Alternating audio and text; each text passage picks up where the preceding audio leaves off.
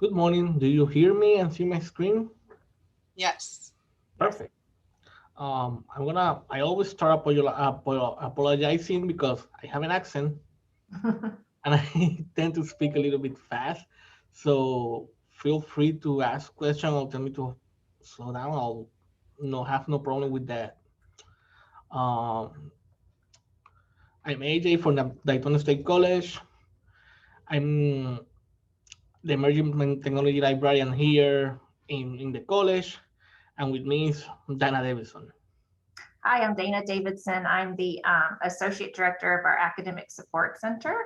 And we're also going to be covering some information for Kristen Bales. She's the Associate Director of our Writing Center and isn't able to join us. And also Liz Barnes is our Chair of Academic Support.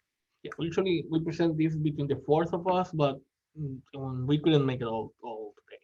Our presentation will be about how we were using Springshare, especially the chat, um, before COVID, and how we're using it after COVID. Springshare, for those that do not know, is a set of tools that librarians use to host their website, have virtual references, and a lot of other things. And so the purpose of this session is to share how we here at the Daytona State College, the Academic Support Center, Library and Writing Center, have been using that chat and those tools from Springshare in our department website. How the chat has helped our student mode of communication with something that they're familiar and comfortable with, while giving academic support staff another tool to engage students and for them to the appropriate and relevant campus resource. Um, so pre-COVID, the library has the chat and Springshare since 2016, if I'm not mistaken, way before I been with the Daytona State College. And we used to always have we used to be open from 7:30 to 7 p.m. Monday to Thursday. Friday and Saturday 7:30 to 5. We have six librarians that each one have 2 hours managing the online reference at the time pre-COVID, and one librarian that used to work with the chat all week long, all Saturday. But pre-COVID, we were each one took 2 hours in the chat. We didn't spend a lot of time there. And students obviously they could come in, they could email the library and use our FAQs or browse our web pages. Like I said, the chat started in May 2016, but most of our services were walk-in. The reality is that pre-COVID, more than three-quarters of our services were people that just came walking to the library. When the chat was not active or we were closed, the student used our FAQs and knowledge base to search for those questions. Back in 2000, I think was 17, Irma hit Florida, and this part is Kristen. Well, she said that she was in the writing center and she has problem with her phones, and the only thing that was working for her was the chat for AT&T, and she realized that something like that would have been good for the writing center, so the student could keep in touch with the college. Dana. Yeah, so I'll tell you a little bit about Kristen's part here. So she like AJ said, got thought this is a great service point. It can offer a student-friendly communication option. It can help them scheduling appointments, help engage their students online, and also it can be a point to provide tutoring. She started hers with all her staff on chat. They had their student workers on, their part-time staff, their full-time staff. She made a schedule, and she liked it because they could limit account privileges based on, student worker might not have as many account privileges as, say, a full-time person. I think, I hope I don't get his name wrong, Thomas from the previous presentation mentioned this already. They found, and there's research to support it, that peer tutors It's are very effective on chat. There's a special language they have that they've developed that some of us older folks may not have, and it is a great. They're actually very natural with the chat environment. So for my part, ASC, to me at first, it was always hard for me to think of managing. In the ASC, we have 5 different campuses. I have a wide variety of knowledge bases, just didn't know how it was going to work. I have, a chat could come in asking about calculus or accounting or nursing, etc. And I'm like, whereas maybe the writing center, their questions would all be writing, right? So it didn't matter who was on the chat. It was always hard for me to think of how to organize it, right? So I kind of put it off for a while. Then when we decided, we got a big surprise because we started getting lots of questions that were not about academic support. And you can see some examples. We were getting asked questions just about every part of the campus. What we decided then is to share that information, and other departments started realizing, hey, we could really benefit from having a chat. So AJ opened it up he's actually the person on the campus that helps everybody when they want to get a chat. Enrollment services started, and right away started getting so many chats, 2,633, as you can see. I mentioned something really quick. Yeah, go ahead. When we opened the enrollment, the AAC chat, we didn't really announce it. Oh, yeah. And it was hidden 2 clicks away from the main page, from the Daytona State College main page. And still, they were getting 3 times the chats the library were getting at the time. And students were asking, like she said, questions that were not academics, because we understand academic support services for what it is, tutoring. But students were seeing the word academic, and they were asking for everything. So we took that data, we took it to enrollment, and enrollment they themselves tried a chat that was also 2 clicks away from the main page, and they had a lot of chats. Well, we thought it was a lot of chat at the time.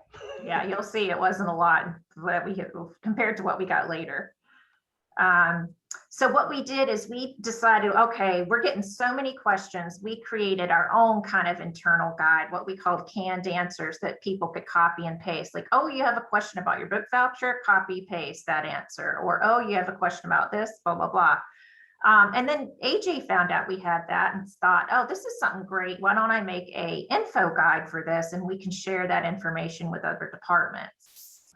So this is an example. This is what our info guide looks like. So now we could share all the information we had gleaned with other departments, some important things like transferring chats. So now I get a question about, enrollment, I can transfer right to an enrollment specialist. So we started doing lots of transfers between departments.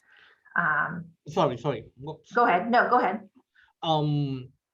This is another way that we can see, because our library website use Springshare. We rebrand them in Daytona State College as Info Guide. They're the lead guides. That's their regular name. So we use the lead guides now. We call them Info Guides, and we create that. This one is internal. This one the general public do not have access to it, but everybody that is attending the chat can see a link to it. And basically this is when they start, it says, okay, go to the where it says log into chat, and that's where they start to learn how to use it. So we made of this, we were happy. We were thinking about expanding the chat college-wide, and then in March 2016 COVID hit. So we were talking about expanding the chat to other departments, and that's something that may have happened within 6 months to a year. I got a call on March 13. It was possible to have the chat for 2 other departments. So by that Monday, because Springshare is awesome, we already have chats for the other departments rolling. Of course, it was an emergency. We didn't train our people completely. We didn't do all the step by step that we wanted to do to roll this out, but it became the lifeline of the college at the time, to the point that from March 16 to last Wednesday, the college has received a total of over 43,000 chats through all the departments. And we have spent, in average, 5 minutes, almost 6 minutes in each chat speaking. And if we were count all those conversations, we've been typing between students for 174 days straight. Our students, that's a lot of time just typing. For especially for people in the scheme of things, like honestly, college is not that big, and then you have they have a waiting time of around 42 seconds, and we get a very good average of 3.70 out of 4 points when the students go and actually um, rate our chats. For the library specifically,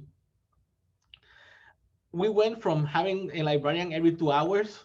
We have all the staff online answering chats once since COVID. So instead of having every about 2 hours, we already have all the librarians are connected all the time to answer.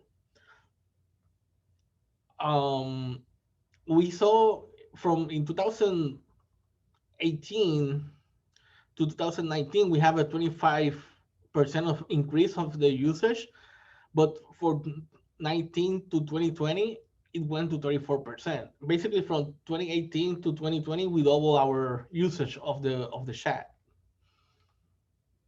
and that growth is also shown in other sides of the website.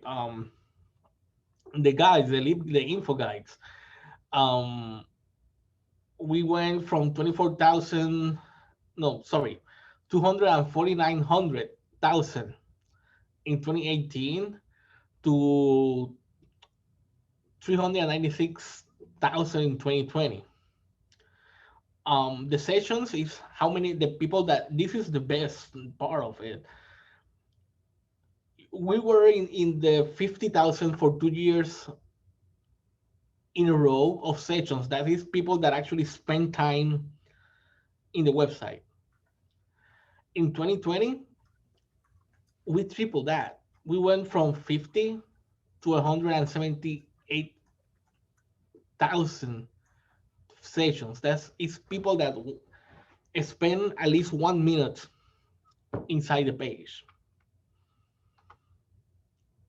Okay, so the way the Writing Center adapted pre and post COVID was that they brought on new workers, hired them all on chat. Sorry. It's okay. Expanded their hours greatly. So basically, now that everybody was working from home, right, they could spread out schedules. On evenings, on weekends. Sorry.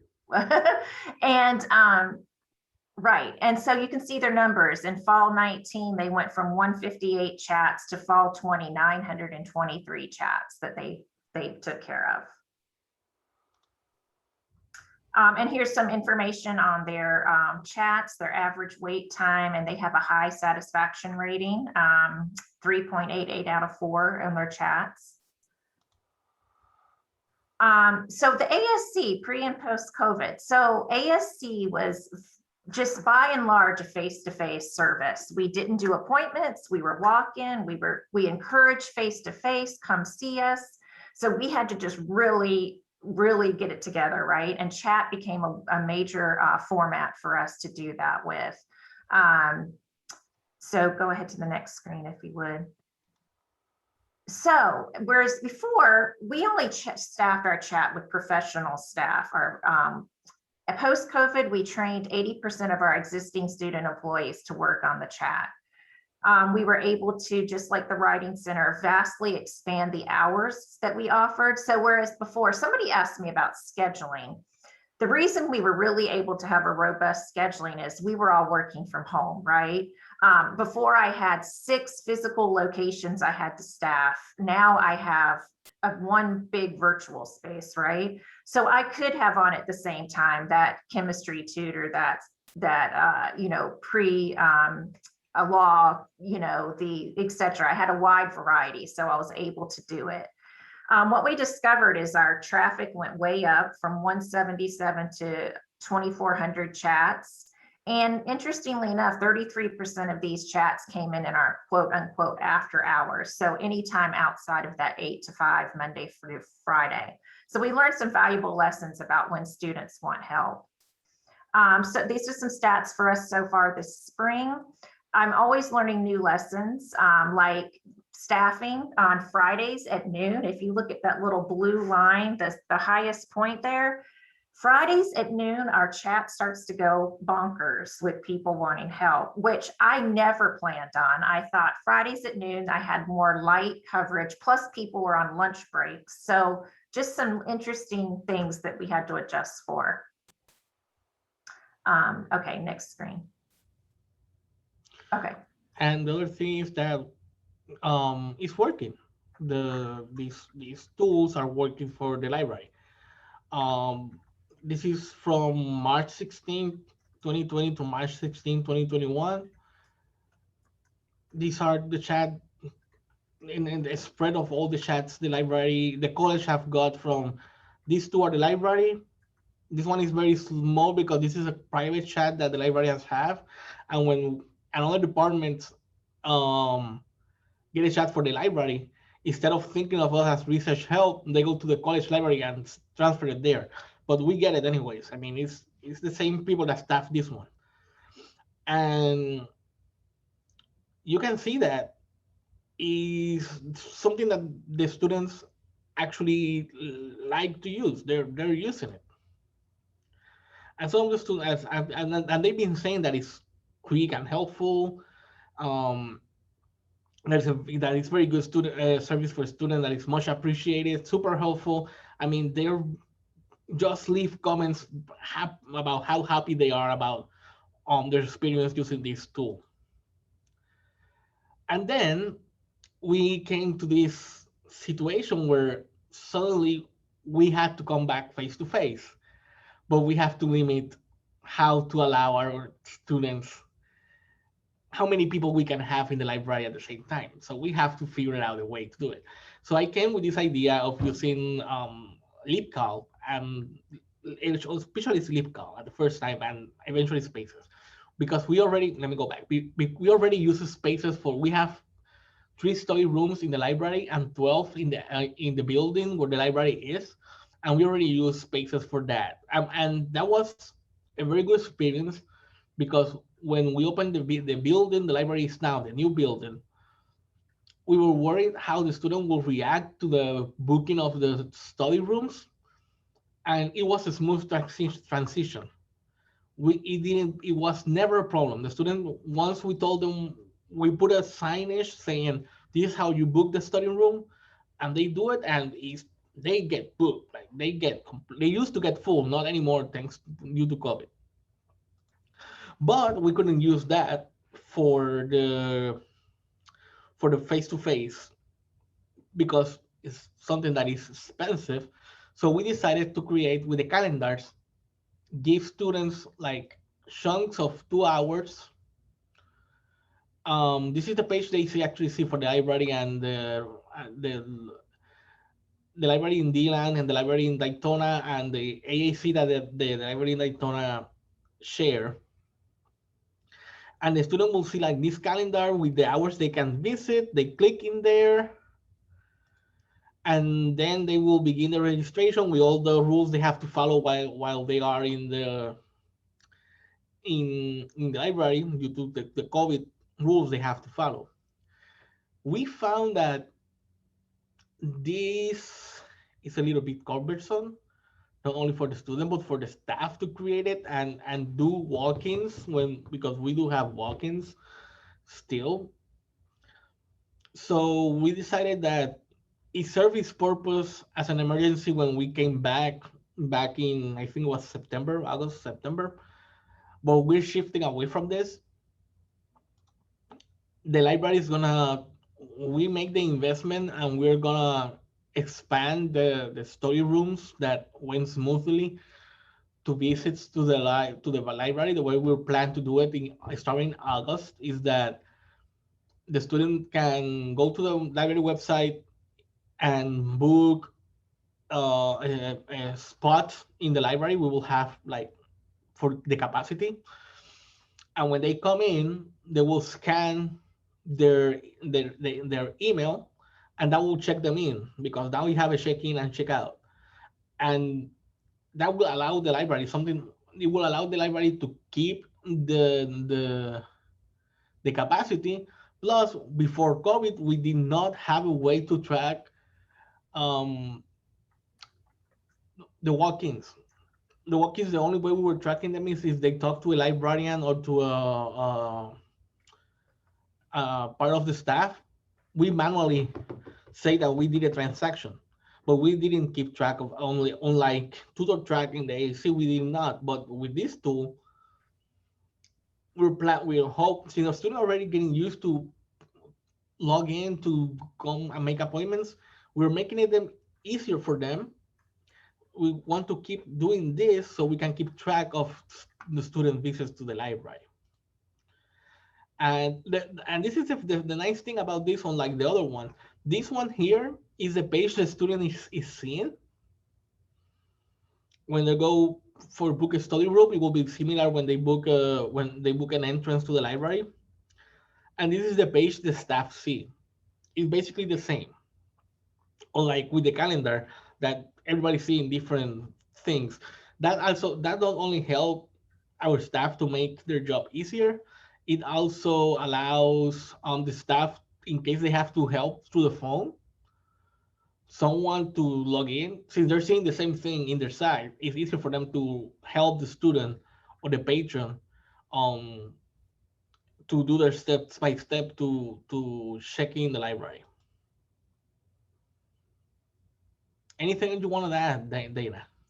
No, I was just going to see if anybody had questions. I put my email in there, and we have our emails on the end of this presentation as well. Again, Kristen is in charge of the Ryan Center. I'm in the ASC, and AJ's in the library. We're happy to answer questions now or email us. Yeah, so I